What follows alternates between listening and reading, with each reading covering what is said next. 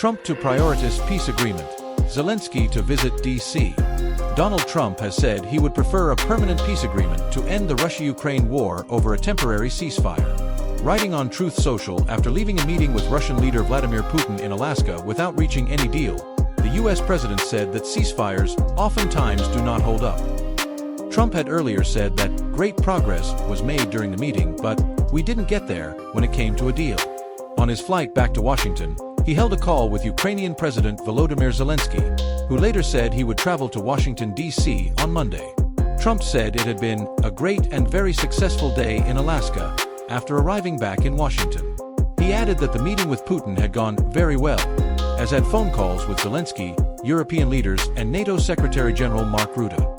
It was determined by all that the best way to end the horrific war between Russia and Ukraine is to go directly to a peace agreement, which would end the war, and not a mere ceasefire agreement, which oftentimes do not hold up, he wrote. If all works out with Zelensky on Monday, we will then schedule a meeting with President Putin, Trump added.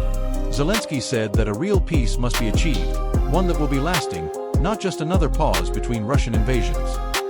Putin and Trump's arrival at Joint Base Elmendorf-Richardson in Anchorage was carefully choreographed. The Russian president, who is facing an international criminal court arrest warrant for alleged war crimes in Ukraine, stepped off his jet and onto a red carpet to be warmly received by Trump. Over the roar of a B-2 bomber overhead, the two leaders posed for photos before climbing in Trump's presidential vehicle, known as the Beast. But despite the pageantry and public shows of geniality, as well as the Kremlin's earlier estimate that the meeting could last 6 or 7 hours, Trump and Putin emerged less than 3 hours later with just a joint statement to the press. Putin said that, in order to make a settlement lasting and long-term, we need to eliminate the root causes of the conflict in Ukraine. The phrasing indicated that Putin has not budged from his long-standing position that Ukraine should withdraw from 4 regions partially occupied by Russia: Donetsk, Luhansk, Kherson, and Zaporizhia, and give up its efforts to join NATO. Zelensky has ruled out ceding territory, saying it would embolden Russia to invade again in the future, as it had in 2022, 8 years after illegally annexing Crimea. Putin also urged Ukrainians and Europeans to not throw a wrench into the peace process.